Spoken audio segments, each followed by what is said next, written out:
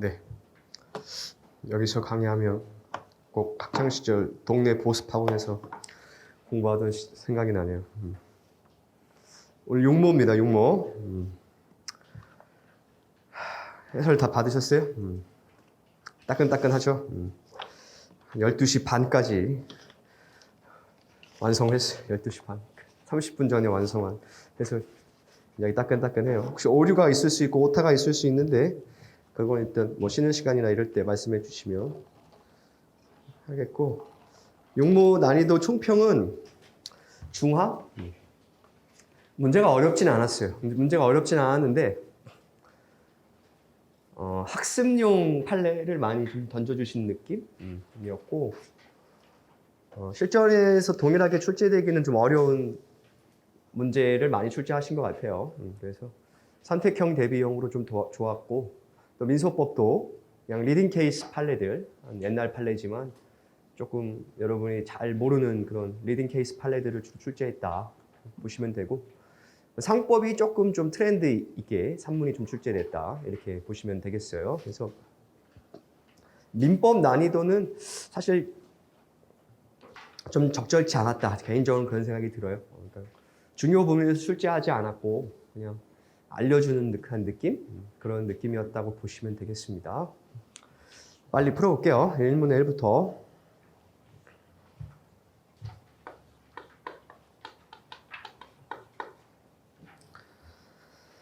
서울 강남구에 본점이 있는 갑은행이 대구 수성구에 주소를 두고 거주하고 있는 을에게 1억 원을 대여하면서 대출 계약을 체결하였습니다.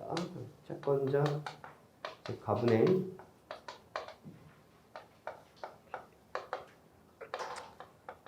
채무자 을, 대구 수성구.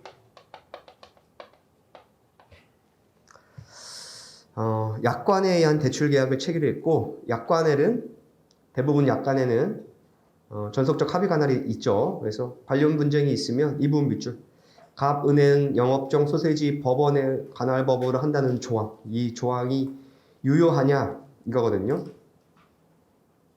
그래서 영업 당시에는 서울, 부산, 대구, 광주에 있었고, 대출 계약은 대구 수성구에 있는 영업점에서 체결이 됐습니다.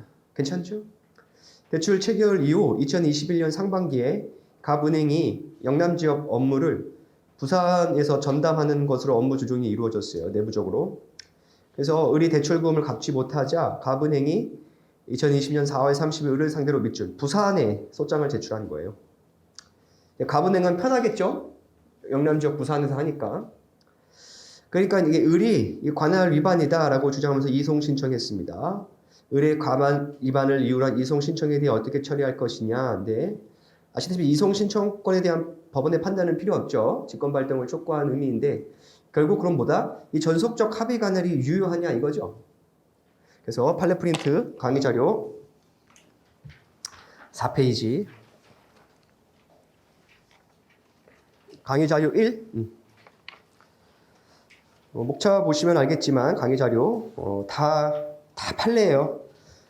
다 우리 변시 기출도 그렇고 민사법도 그렇고 사례형 문제는 반드시 그 출제에 기반이 되는 판례가 있습니다. 이렇게 법 조문으로만 풀 수 있는 문제는 거의 출제가 안 돼요. 출제돼봤자 한두 문제? 거의 출제 안 돼. 거의 판례의 베이스를 둔 문제를 출제하니까, 그러니까 자꾸 판례 원문을 보는 습관을 들이는 것이 상당히 변시 민사법 사례를 효과적으로 대응할 수가 있습니다. 4페이지 빠르게 보시면 이 판례를 만든 거예요. 1문의 1로.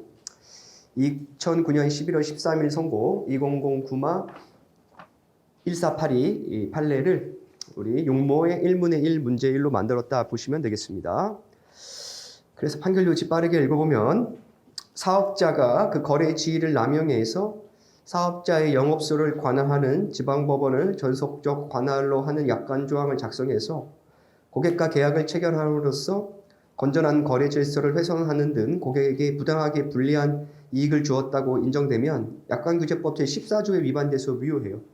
아마 변시 법전에 약관규제법이 있을걸요? 그죠? 그래서 판결 요지 2 보시면 주택보증약관에서 대한주택 허그죠. 보증주식회사의 관할 영업정 소재지 법원을 전속적 합의 관할 법원으로 정한다는 사안에서 내부적인 업무 주장으로 합의 관할이 변경되었어요. 실제 사실관계는 여러분 대구로 바뀌었어요. 실제 그러니까 대구에서 부산으로 바꾼 것 정도예요. 그러니까 실제 사실관계는 채무자가 부산이었고 영남 지역 업무지가 대구로 바뀌었는데 교수님들이 바뀌는 게 이 정도죠. 얘가 이제 문제 될 땐 얘가 대구고 업무 분담이 부산으로 이루어지는 거, 그 정도로 바꾼 거예요. 그래서 관할 합의 조항인데 판결 유지 이게 결국 채권자가 지정하는 법원의 관할권을 인정하는 관할 합의 조항과 다를 바 없죠. 왜냐하면 얘는 서울, 부산, 대구 빼는 거 다 있잖아요. 서울, 대전. 자기가 원하는 데 소송을 제기할 수 있는 게 되잖아요. 그러니까는 작성자에게 불이익한 조항으로서 그 관할 합의 조항이 무효다 이거지. 무효다. 그렇다면 판결 요지 이 무효인 약관 조항으로 볼 수 없기 때문에 그럼 회사의 관할 영업 소재지 법원은 결국 뭐다? 체결 당시 이를 관할하던 회사의 영업 소재지 법원, 즉 어디? 대구를 의미한다 이거죠. 우리 문제에서. 맞습니까? 실제 사실관계에서는 부산을 의미한다 이렇게 있어요. 실제 보면은 5페이지 똑같아요, 여러분. 보면 빠르게 읽어보면 5페이지 마지막 줄 제 항고인은 계약 당시 부산에 거주하고 있었고, 그죠?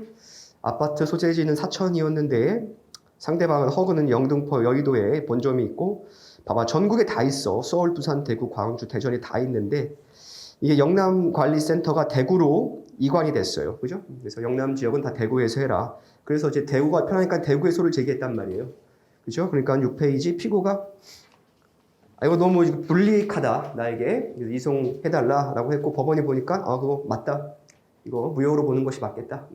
그래서 대구로 이송 신청한 것이 맞다. 근데 원심이 그대로 소송을 진행한 것이 잘못됐다라고 해서 파기환송한 사건이에요. 오케이? 그래서 이걸 사례로 풀면 해설 1페이지. 저 역시도 이 사례 해설서를 쓰면서 느끼는 고통이 뭐냐면 나도 이 판례를 알아요. 저도 알 거 아니에요. 문제 보면 이거 이 판례를 냈구나. 근데 막상 해설로 쓸 때 그 느낌은 나도 달라.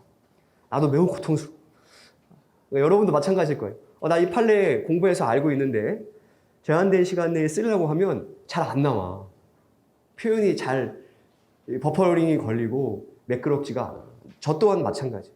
맨날 이거만 하는 나도 제한된 시간 내에 오늘 제한된 시간 아니겠어요? 1시까지 끝내야 돼. 12시까지 끝내야 돼. 제한된 시간에 쓰다니까 나도 괴롭더라고. 내가 느꼈지. 여러분 얼마나 괴로울까.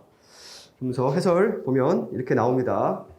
먼저 이게 15점짜리 문제인데 그러니까 이번에 조금 제 생각에는 좀 변시 출제에 많이 들어가신 교수님이 들어간 것 같지는 않아요. 변시는 탁탁 떨어지거든요. 15조이면 딱 20줄, 10조이면 13줄에 딱 쓸 게 딱 떨어지는데 이거는 쓸 내용은 훨씬 많은데 10조. 뭐 이렇게 출제된 부분이 있어. 1페이지 보면 해설 보면 가분행과 을이 체결한 재판관할법원 약관조항의 유효잖아요. 그죠? 그러면 약관규제법 제14조 제1호의 규정이 있어요. 14조 제1호에 보면 소송 제기와 관련된 약관 중 고객에게 부당하게 불리한 재판관이 합의 조항은 무효로 하는 명시적 규정이 있습니다. 그럼 특별법 원칙에 따라 당연히 이게 우선 적용되겠죠. 판례는 아까 봤던 판례 적어주고 이제 사안보수 파면 되죠. 그래서 가분행이 대출 관련 분쟁이 발생할 경우 가분행이 영업정 소재지 법원을 관할 법원을 한다는 조항은 약관법 14조 1호의 무효로 봐야 됩니다. 그렇다면 갑과 은행 사이 약분 조항에 근거한 전속적 관할 합의에 관할 법원은 당초 대출 계약이 체결된 대구 수성구의 대구지방법원이고 업무 분담 변경으로 영남 지역 업무를 처리하게 된 부산지방법원은 관할 법원이 아니에요. 그런 관할 법원 이송 신청에 대해서 직권발동 촉구 의무가 있고 법원이 잘못됐죠? 그럼 대구로 이송하면 되겠습니다. 직권으로. 그죠? 이게 1문의 1 문제 1번이고 이게 15점짜리예요.